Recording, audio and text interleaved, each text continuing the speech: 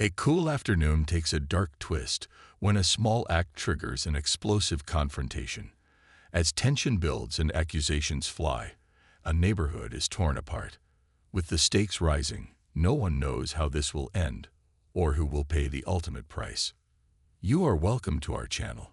Sit back and enjoy this real interesting everyday injustice tales. Don't forget to subscribe and watch our video. Now hear me gist you everything.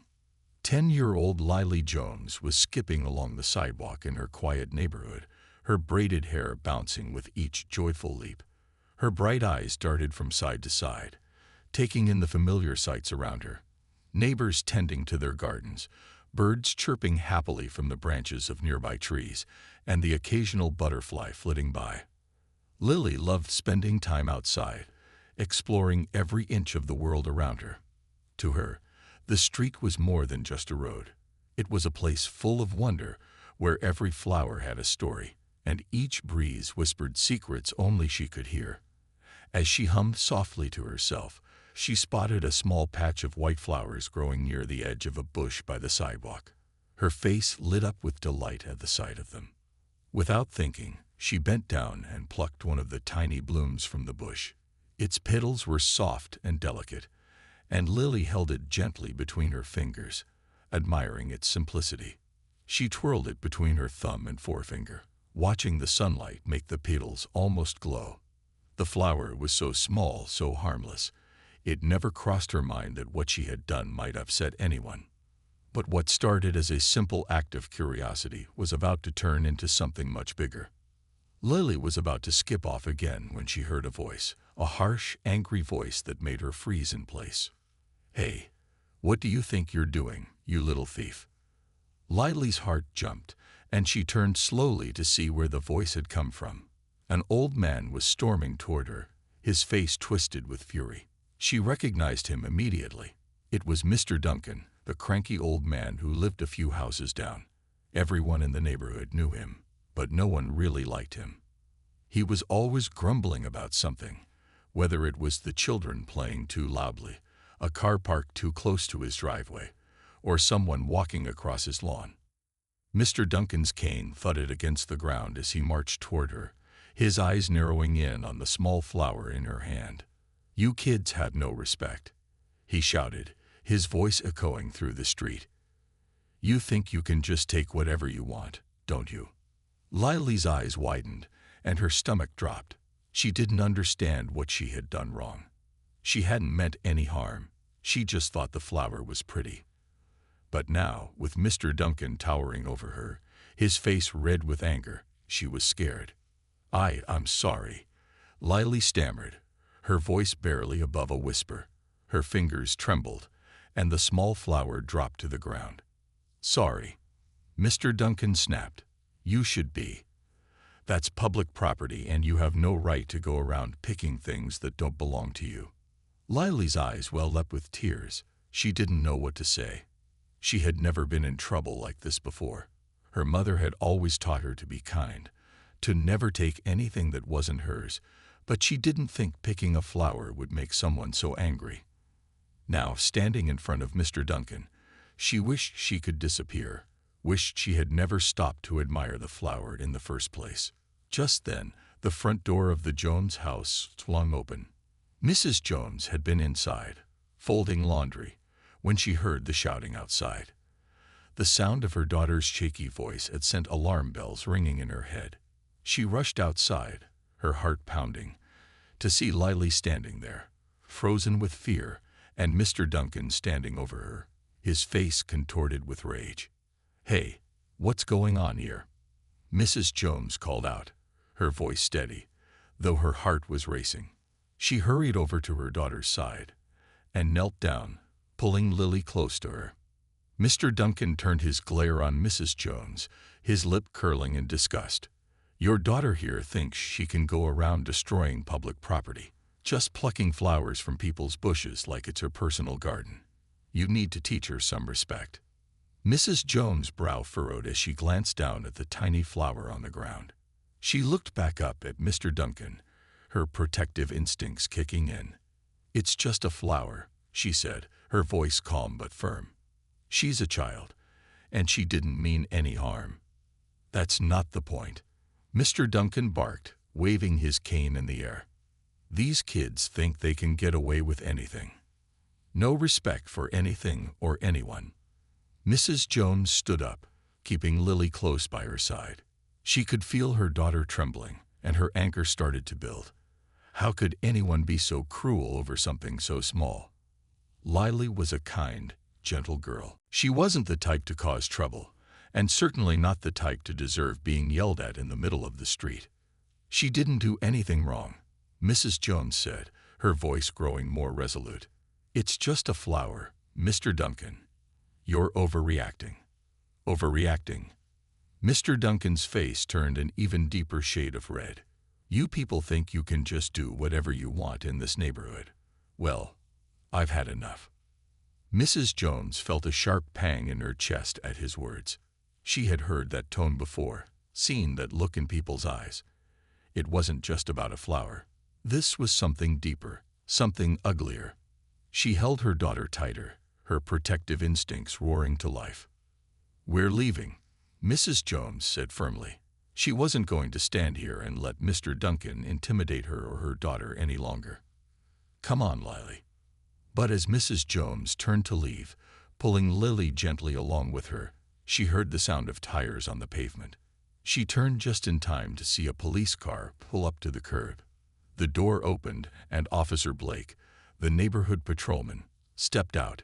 He was a tall, imposing figure, and his presence immediately added an extra layer of tension to the already heated situation. Mrs. Jones' heart sank. She knew how these things could go. She had seen it happen too many times before. Situations that should have been simple, peaceful, turning into something much worse when the police got involved. She instinctively pulled Lily closer, her mind racing. Is there a problem here? Officer Blake asked, his eyes narrowing as he took in the scene. Mr. Duncan wasted no time. Yes, there's a problem, officer, he said, pointing an accusatory finger at Lily. This little troublemaker was destroying public property, and her mother thinks it's no big deal. Mrs. Jones' blood boiled. It's a flower, she said, trying to keep her voice calm. She's just a child.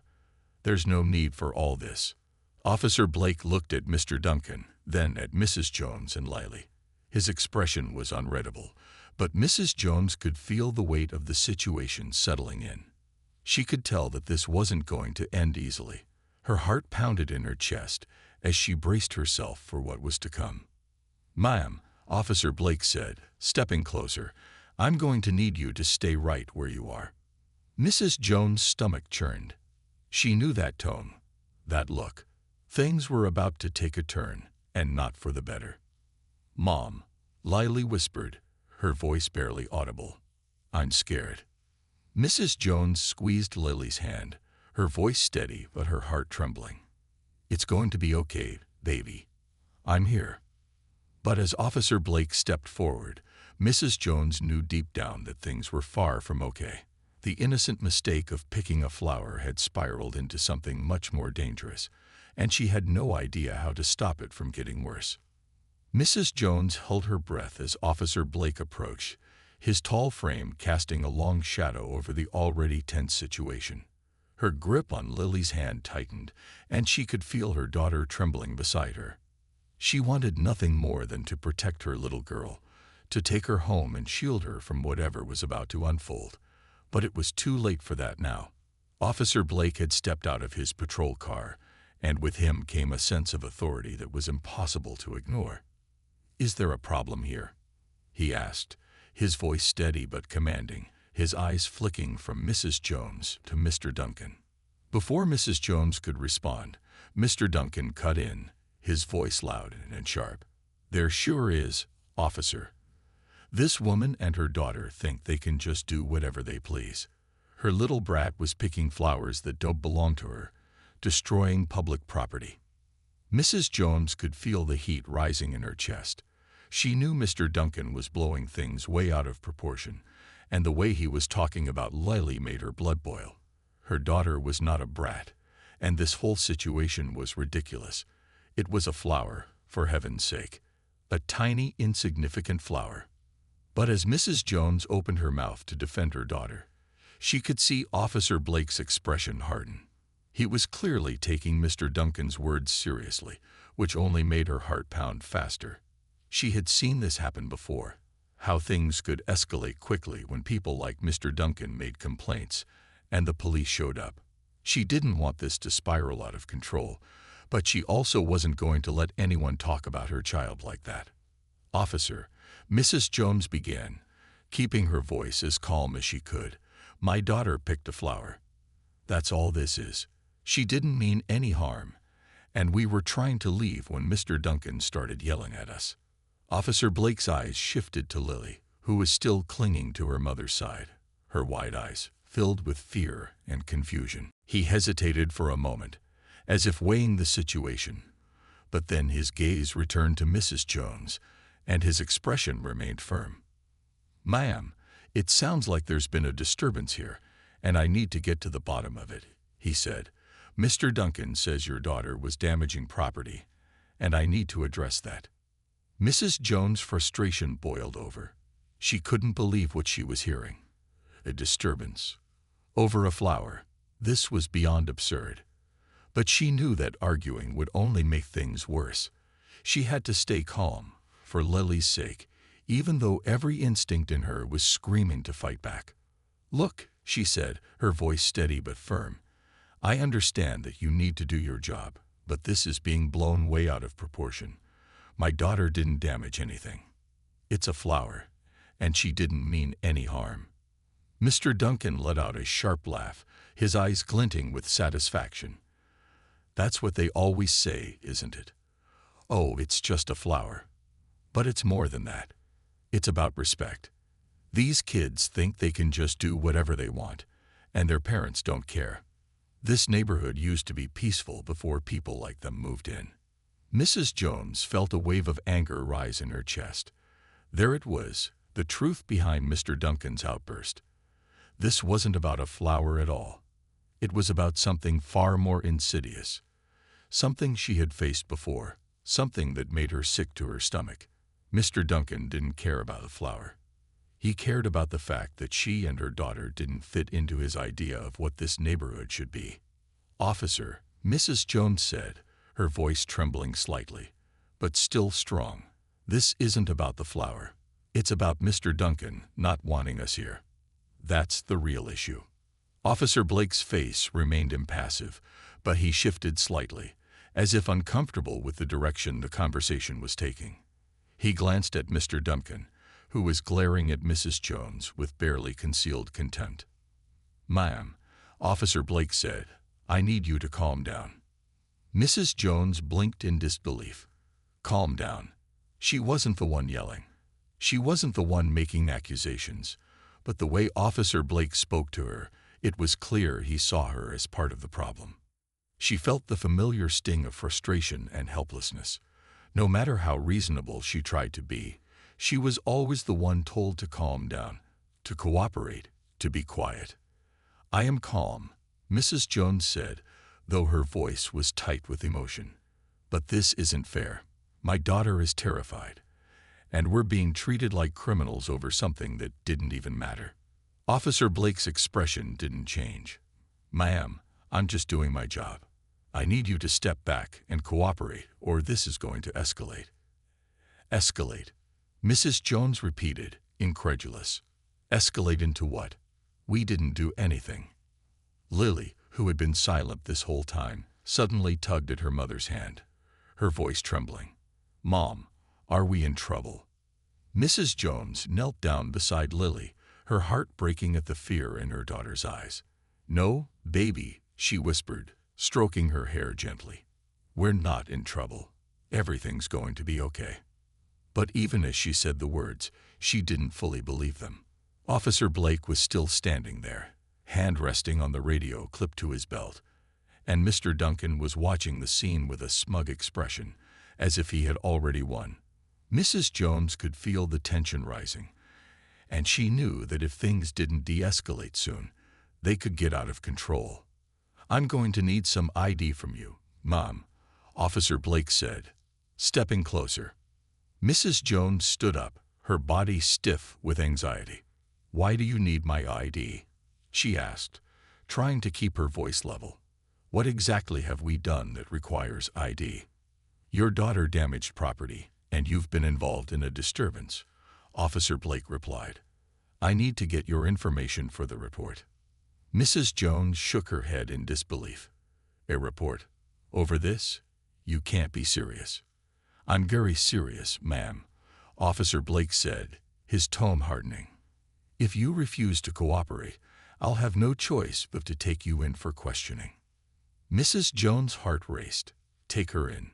For questioning? Over a flower?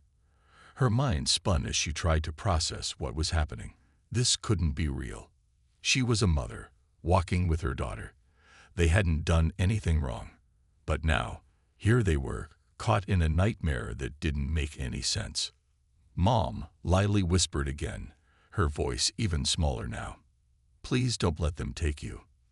Mrs. Jones' heart broke at the sound of her daughter's fear. She knelt down once more, pulling Lily into a tight hug. "No one's taking me anywhere, sweetheart," she murmured, even though her own voice was shaky. But as she held her daughter close, she could see Officer Blake's hand moving toward the handcuffs on his belt. He was serious. He was really going to arrest her. And for what? For standing up to a man who had yelled at her daughter.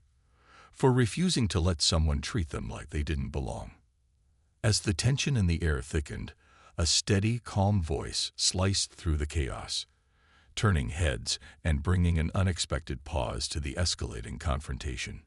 It was Ms. Green, the local school teacher, walking toward the scene with an air of authority. She was a well-respected figure in the community, known for her fairness and wisdom. Wherever Ms. Green went, she carried with her a sense of peace that had a way of calming the stormiest situations. Today, her presence felt like a lifeline for Mrs. Jones and Lily, who were both on the brink of a terrifying ordeal. Before things could escalate further, a voice broke through the tension. "Officer Blake," Ms. Green called out as she approached, her voice clear and unwavering. "What exactly is going on here?" Officer Blake turned toward her, momentarily distracted from the escalating situation between Mrs. Jones and Mr. Duncan. He hadn't expected anyone to intervene, and certainly not someone as well known and respected as Ms. Green. For a moment, his grip on his radio slackened, and the tension that had been steadily building seemed to release just slightly. "Ma'am, this is police business," Officer Blake responded, his tone still formal, but less aggressive than it had been toward Mrs. Jones. "There's been a disturbance here, and I'm trying to handle the situation." "A disturbance?" Ms. Green echoed, raising an eyebrow. "I've been watching for a while now, and I didn't see any real disturbance until Mr. Duncan started shouting at this child. Is that what you're referring to?" Mrs. Jones felt a wave of relief wash over her. Ms. Green had seen everything and wasn't going to let this injustice continue unchecked. Lily, still clutching her mother's hand, looked up at Ms. Green with wide, tearful eyes, feeling just a glimmer of hope for the first time since the situation had begun spiraling out of control. "That's not true," Mr. Duncan interjected, his voice rising in indignation. "That child was destroying property, plucking flowers like a vandal, and her mother didn't do anything about it. Someone's got to teach them a lesson about respecting other people's property." Ms. Green, calm and collected, fixed her gaze on Mr. Duncan. Her voice, when she spoke, was as steady as ever, but there was no mistaking the firmness behind it. "Mr. Duncan, with all due respect," she said slowly, "a child picking a single flower is hardly a criminal offense, and as far as I can see, the only person who's been causing a scene here is you." The crowd, which had grown larger as neighbors and passersby gathered to watch the spectacle, began murmuring in agreement. People were nodding, some even whispering to each other about Mr. Duncan's history of being difficult and quick to anger, especially with the children in the neighborhood. Everyone knew his temper, but today, it seemed like the tide was finally turning against him.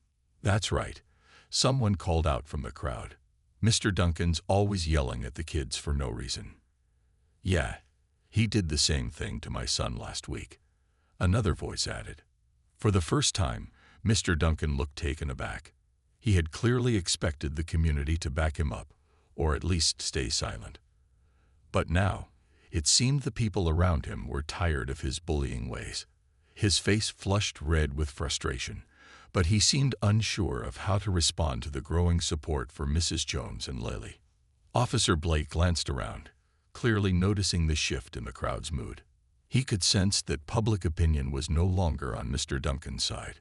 Even though he had come here expecting to resolve what seemed like a simple neighborhood dispute, it was becoming increasingly clear that there was more going on than he initially realized. "I suggest you think carefully about how you proceed, officer," Ms. Green said, her voice quiet but authoritative. "Mrs. Jones and her daughter did nothing wrong. In fact, I think you'll find that Mr. Duncan has been harassing them and the other children in this neighborhood for quite some time." Officer Blake frowned, the weight of the situation pressing down on him. He didn't want to admit that he had misread things, but the crowd's growing support for Mrs. Jones and the calm yet insistent tone in Ms. Green's voice made it clear that continuing down his current path would only lead to more trouble. He had learned the hard way before that things could escalate quickly in situations like this, and he didn't want to make a mistake. "Look," Officer Blake said, softening his tone slightly, "I'm just trying to get the facts straight. I'll need statements from all of you." "Fair enough," Ms. Green replied, folding her arms. "But before you take any more action, I think it's important that you hear from more than just Mr. Duncan." Mrs. Jones, who had been standing tense and silent for most of the exchange, felt her shoulders relax just a little. She appreciated Ms. Green's calm but firm approach. It was exactly what they needed right now, someone with enough authority to slow things down and bring some reason back to the situation. Lily, sensing her mother's slight relief, squeezed Mrs. Jones' hand tightly. The tears that had been threatening to spill over finally stopped, and she looked up at Ms. Green with wide, grateful eyes. She had never felt so scared before, but Ms. Green's presence was like a beacon of safety in a storm. But before things could settle, Mr. Duncan's frustration boiled over. "This is ridiculous," he shouted, his voice trembling with rage. "You people are all the same. You think you can just come into this neighborhood and do whatever you want. You don't belong here, and you never have." The crowd fell silent, shocked by the venom in Mr. Duncan's words. His outburst revealed the real reason behind his anger, and it wasn't about the flower at all. It was about the color of Mrs. Jones' skin and the fact that her family didn't fit into his narrow, hateful idea of who belonged in this neighborhood. Mrs. Jones felt like she had been punched in the gut. She had suspected as much from the way Mr. Duncan had spoken to her earlier, but hearing it laid out so plainly left her momentarily stunned. She glanced down at Lily, who was staring up at Mr. Duncan with wide, confused eyes, too young to fully grasp the depth of his hate, but old enough to understand that something was very wrong. Ms. Green's eyes hardened, but she kept her voice steady. "That's enough, Mr. Duncan," she said sharply. "This has gone far beyond a simple argument about a flower. You've shown your true colors, and it's not going to be tolerated." Mr. Duncan opened his mouth to argue, but before he could say another word, several voices from the crowd spoke up. "We've had enough of you, Duncan," a man called out from the back. "Yeah, you're always causing trouble," another voice added. "I've seen you harassing those kids," someone else shouted. The crowd's anger was palpable now, and it was clear that the tide had turned completely.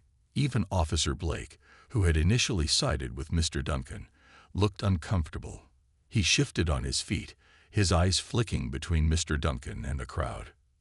"Mr. Duncan," Officer Blake said slowly, "I'm going to have to ask you to calm down." "Calm down," Mr. Duncan shouted, his voice shrill. "I'm the one being attacked here. I'm the victim." But no one was listening to him anymore. The crowd had spoken, and even Officer Blake could see that the situation was slipping out of his control. Ms. Green turned to Officer Blake. "I think you know what needs to be done here, officer." Officer Blake hesitated for a moment longer, then nodded. "I'll need to take statements from everyone," he said, his voice resigned. "But for now, Mr. Duncan, you're going to have to come with me." The crowd erupted in applause as Officer Blake stepped forward to escort Mr. Duncan away, his protests growing fainter with each step. Mrs. Jones hugged Lily close, feeling the weight of the world lifting from her shoulders. Justice, at least for now, had been served. The air was heavy with a mixture of tension and relief as Officer Blake stepped toward Mr. Duncan, his movements slow and deliberate. The crowd that had gathered along the street watched in near silence, the murmurs of outrage and support having finally settled. For Mrs. Jones, standing beside Lily, it felt as though the world had finally paused to catch its breath after the storm that had just passed. Her heart was still racing, but the surge of adrenaline that had kept her standing strong was beginning to fade. She kept her eyes on Mr. Duncan, wondering what he would do next. Mr. Duncan, however, was not ready to go quietly. His face was flushed with a combination of rage and humiliation, his fists clenching around his cane so tightly that his knuckles turned white. He stood frozen for a moment, staring in disbelief at Officer Blake, who now looked less like the authority figure that had once been on his side, and more like a traitor. The old man's chest heaved as he struggled to hold back another outburst, his breath coming in sharp, shallow gasps. "You can't be serious, officer," Mr. Duncan finally spat, his voice dripping with contempt. "You're taking their side. After everything I told you. After the trouble they've caused." His words hung in the air, sharp and venomous. But the crowd was unmoved. They had heard enough from Mr. Duncan, and his earlier outburst had already revealed his true feelings. The truth was laid bare now, and there was no more room for him to hide behind accusations of public disturbance or property damage. His anger wasn't about a flower, and everyone knew it. Officer Blake, who had been standing tall and resolute, seemed to take a deep breath as he faced Mr. Duncan. He knew that this moment was a turning point, not just for the situation at hand, but for the neighborhood as a whole. He could sense the weight of the community's eyes on him, waiting to see what he would do. Would he continue to protect a man whose actions had been fueled by hate, or would he stand up for what was right? "Mr. Duncan," Officer Blake said evenly, his voice carrying a new firmness, "I've spoken to enough witnesses to understand what's going on here. Your behavior today, and from what I've heard from others in the neighborhood, has been completely inappropriate. I'm going to need you to come with me for further questioning." Mr. Duncan's eyes widened, disbelief flashing across his face as he realized that this was really happening. "This is outrageous," he roared, stomping his cane against the ground in frustration. "I'm the one being harassed here. I'm the one who's been disrespected. You have no right to treat me like this." But his voice, though loud, carried none of the power it had earlier. The crowd, once hesitant and unsure, had found its voice in the face of his hateful remarks. They had seen enough of his bullying, his harassment, and his thinly veiled racism. The community was no longer willing to stay silent, and their quiet unity now stood in stark contrast to Mr. Duncan's isolated anger. "You're not the victim, Duncan," someone shouted from the back of the crowd, breaking the tension. A few more voices joined in. "Yeah, we're sick of you causing trouble. You don't speak for this neighborhood." The anger in Mr. Duncan's face faltered, his bravado crumbling as he realized that the crowd had turned against him. For so long, he had been able to get away with his behavior, intimidating others into submission. But now, the tables had turned. His power had always been rooted in the assumption that people would stay quiet. But today, they weren't. The community had finally come together, united against his divisive tactics. Mrs. Jones, who had remained silent throughout the exchange, felt a surge of emotion rise within her. She had been bracing herself for the worst, unsure of how the day would end, but now, she felt a sense of justice beginning to take shape. She glanced down at Lily, who was still clutching her hand, her wide eyes filled with awe and relief. This had been a terrifying ordeal for her little girl, but it was also a lesson, one about standing up for what was right, even when it seemed impossible. "Come on, Duncan," Officer Blake said, his tone final as he moved to take the old man by the arm. "We're going to the station. You can explain yourself there." Mr. Duncan jerked his arm away, glaring at the officer with fiery indignation. "I'm not going anywhere," he snapped. "You'll regret this. All of you will." But his words fell flat. No one in the crowd flinched. No one looked away. The community stood firm, united against the man who had spent years trying to make them feel unwelcome, who had used fear and intimidation to maintain a false sense of control. Finally, realizing that there was no escape, Mr. Duncan dropped his shoulders in defeat. His face, once flushed with rage, now looked pale and tired. He allowed Officer Blake to gently take his arm, and together they walked toward the patrol car. The old man's protests had quieted to mutters, his cane tapping rhythmically against the pavement as they moved. As they passed by Mrs. Jones and Lily, Mr. Duncan shot one last venomous glare in their direction. "You people," he muttered under his breath, his voice low but filled with bitterness. Mrs. Jones felt a pang of anger at his words, but she didn't respond. There was no need.